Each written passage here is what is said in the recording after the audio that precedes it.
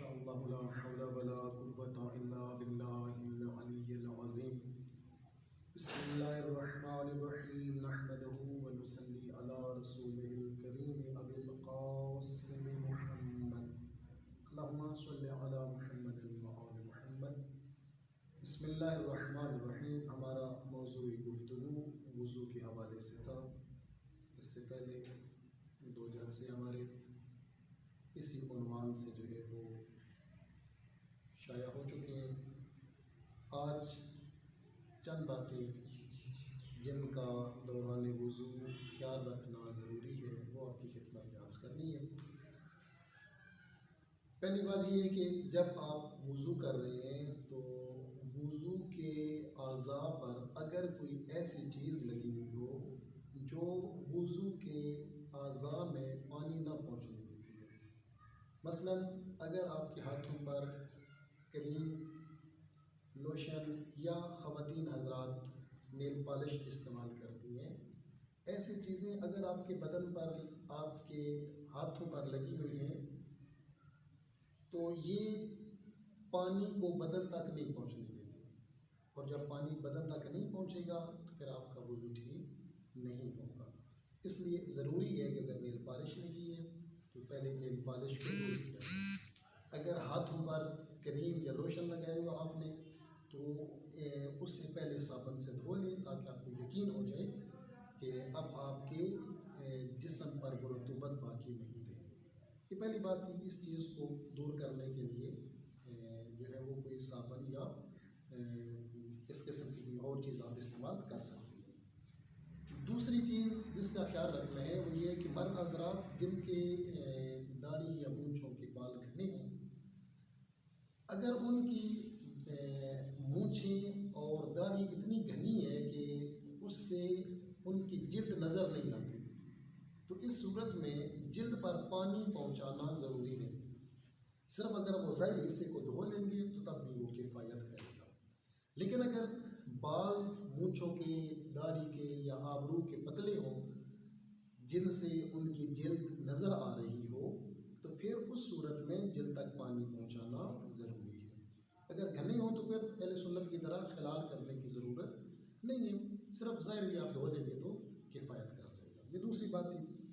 تیسری بات جس کا خیال رکھنا ہے وہ یہ کہ جب آپ بازو دھو رہے ہیں تو کونی سے انگلیوں کے سر کی طرف، اوپر سے نیچے کی طرف لے کر آنا ہے. اس بات کا خیال رکھنا ہے. نیچے سے اوپر لے کر گئے یا اگر نیچے سے آپ نے اوپر اس طرح ہاتھ بھی مار دیا تو آپ کا وضو باطل ہو جائے گا.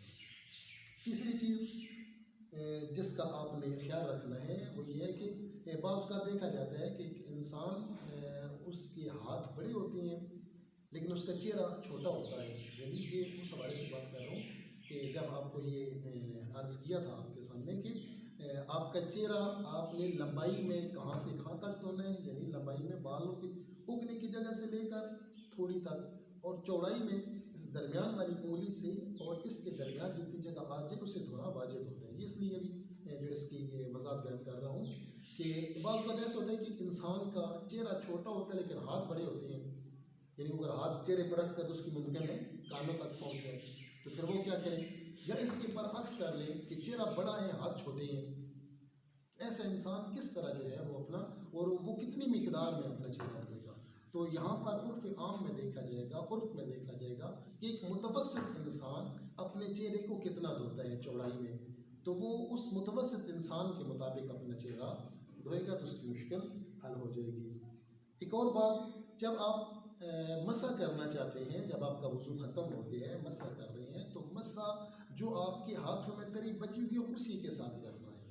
یعنی آپ اور ٹوٹی سے یا لوٹے سے پانی نہیں لے سکتے.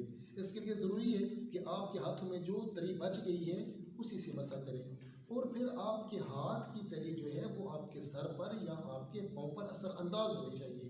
یعنی آپ کو احساس ہونا چاہیے اس ٹھنڈک کا، اس پانی کا جو ہے وہ آپ کو احساس ہو. ایسا نہ ہو کہ گرمی کی وجہ سے پسینہ آیا ہوا تھا یا آپ کے سر پر جو ہے وہ آئل لگا تھا، تیل لگا ہوا تھا، یا آپ نہائے تھے آپ کا سر جو ہے وہ گیلا تھا، تو اس کے لیے ضروری ہے کہ آپ اپنے سر کو یا اپنے پاؤں دھوئے تھے تو پاؤں آپ کے گیلے تھے تو پاؤں کو خشک کرنا اور سر کو خشک کرنا ضروری ہے.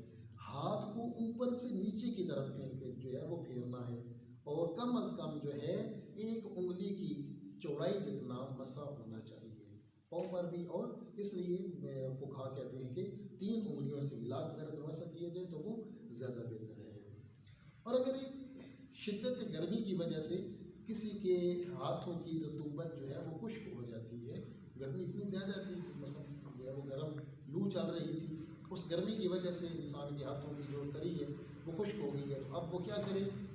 یہاں فقہا کہتے ہیں کہ وہ اپنی اگر اس کی داڑھی ہے تو وہ داڑھی سے وضو اپنا وہ تری لے گا اور اس کے ذریعے سے وہ سر اور پاؤں کا مسح کرے گا، اور اگر اس کی داڑھی نہیں تھی اور تری اس کی خشک ہو گئی ہے ہاتھوں کی، تو پھر اسے دوبارہ سے وضو کرنا پڑے گا۔ خدا بند مطالعہ آپ سب کی توفیقات خیر میں اضافہ فرمائے۔ والسلام علیکم ورحمۃ اللہ۔